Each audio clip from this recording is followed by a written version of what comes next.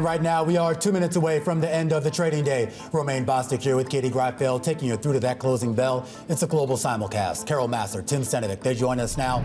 Welcome to our audiences across all of our Bloomberg platforms, television, radio, our partnership with YouTube. Here on a day where we normally focus on the S&P, Carol, but I'm going to focus in on the Nasdaq 100, the biggest gap down at the open in about 4 weeks. And that was all based on a Wall Street Journal story that said maybe OpenAI ain't selling enough, as some people had thought. Yeah, and OpenAI said, basically, in a nutshell, these weren't their words, but, you know, don't worry about it. We're doing okay. But I will say you are seeing it play out in some different names, whether it's CoreWeave and a few others. But this has been that big question, right? Before we were so focused on the war, understandably, this concern about the AI spend, the return on investment. We're going to get some big reads on that tomorrow after the closing bell. Yeah, our reporting indicates that the company's CFO, Sarah Fryer, has told leaders internally that she's worried that the firm might not be able to pay for future computing contracts if revenue doesn't grow fast enough. We should note, Carol mentioned CoreWeave and the like. Oracle shares took a hit as well. SoftBank ADRs took a hit today as well. So sort of like anywhere there's exposure to this trade kind of got beat up But today. isn't this the issue, though, guys? I mean, because the whole thing is every time we make these announcements about this investment here and this investment there, it's not actually money spent. It's a commitment to maybe do something in the future. Yeah, well, I mean, to CoreWeave's point, Tim, you mentioned one of the companies here. They did say that OpenAI is a terrific partner, but not the only one. I thought that was pretty interesting. Terrific, but we have a diverse and expanding set of customers. All right, we are off the lows of the session, but definitely solidly in the red for all of the major indices here in the United States. I just do want to point out, we don't have it on the screen, but the Philadelphia Semiconductor Index, which had been on a tear, dropping 4% on the day. You see that reflected in the drag in the Nasdaq Composite, which is going to finish the day lower by about 0.9%. The S&P lower by about 0.5%. The Dow Jones Industrial Average only down a smidge, about 31 points or less than 0.1%. And the Russell 2000 selling off by about 32 points or 1.2%. All right, what does it mean for the S&P 500 in terms of the mix, guys? 232 names, Katie, to the upside, 270 lower in the trade, and you had one unchanged. All right, meanwhile, you take a look at the sector level as well. And it was interesting. Even though it was a down day on the S&P 500, you did have more gainers than losers. 6 sectors in the green, 5 in the red. Your big winner today was energy. That sector higher by about 1.7%. Real estate also having a pretty good Tuesday. So too did consumer staples.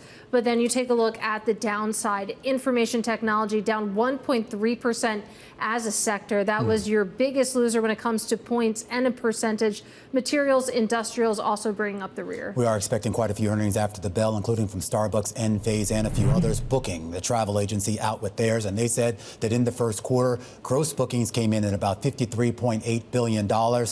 That's a little bit light. The street was looking for 54.2. Overall revenue did rise about 16% in the quarter, in line with estimates. Agency revenue, that was down by about 2.3%. And we talk about the bottom line here. Adjusted EBITDA, a rise of about 19%, a slight beat here, but you did see a little bit of touch of margin pressure there on the bottom line here. So again, a big focus right now on the travel sector, particularly in light of that increase that we've seen in jet fuel prices and inflation. And you can see the stock getting hammered after hours right now, down about 8%. And this was a company that had sold off into this report. Year to date, shares down about 19% on a total return basis, Tim. So we'll see, of course, if these losses hold, but more bad news for Booking. Yeah, I'm looking in their outlook and sort of commentary for guidance for the second quarter and for the full year. The company says that they're assuming the direct and indirect impact from the conflict in the Middle East continues through the end of June. Specifically, their outlook accounts for continued fluctuations in travel demand across Middle Eastern inbound, outbound, and intra-region routes, as well as ongoing disruptions to major transit corridors. They're looking for a recovery in bookings by the second half of the year. The company, though, says they're mindful that a sustained disruption could introduce broader inflationary pressures, including fluctuations in jet fuel prices, airline capacity reductions, as well as weigh on traveler sentiment more broadly. And those dynamics can create headwinds. The stock facing headwinds after hours down 8.3%. All right, guys, I want to go to T-Mobile, bouncing around here in the aftermarket. The company adding 217,000 new monthly accounts. That's a 6% year-over-year increase compared with analyst estimates for about 192,000 or just shy of 193. So that's a big beat. Company no longer reporting changes in wireless customer additions. Instead, it's focusing on tracking relationships that can include multiple customers' phone lines, connected devices, and home internet service. The company, T-Mobile, you can see bouncing around just a little bit lower as we speak, bumping up its full-year guidance for several metrics, including full-year net account additions, and now expects new monthly account additions in the range of 950,000 to 1.05 million. So again, beating Wall Street expectations for the number of new customer accounts it added in the first quarter.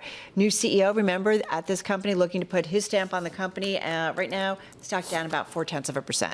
I do want to go back to Booking, and those shares that remain under pressure. And a lot of this, of course, has to do with some of the concerns about travel trends, not only, of course, because of the cost of jet fuel on the planes, but overall the drop in consumer sentiment and whether that weighs on some of the plans there. We should point out Brent crude prices, oil prices overall, at least in the future markets, have been elevated for 7 straight days. It's always a reminder here that despite some of the look through that a lot of investors have had with regards to the situation in the Middle East, that situation, of course, still far from resolved. The Strait of Hormuz still choked. Yeah, Booking, for their point, saying that impacts from the conflict to continue through the end of June there. So interesting to see that sort of timeline on it. I will say, when you take a look at T-Mobile, it's interesting to see this new metric that they're promoting, shifting from reporting changes in wireless customer additions, instead focusing on tracking relationships that can include multiple customers' phone lines, connected devices, and home internet service there. Again, now you can see our T-Mobile shares actually popping into the green, Tim, though it's been a sort of jerky trade. My first instinct when I hear that, Katie, is that, investors and analysts don't love getting less information. And I wonder how they're going to track that compared to like a Verizon or AT&T, which already reported for the quarter, and how that compares. But the company says it sees fiscal year postpaid net account adds 950,000 to 1.05 million.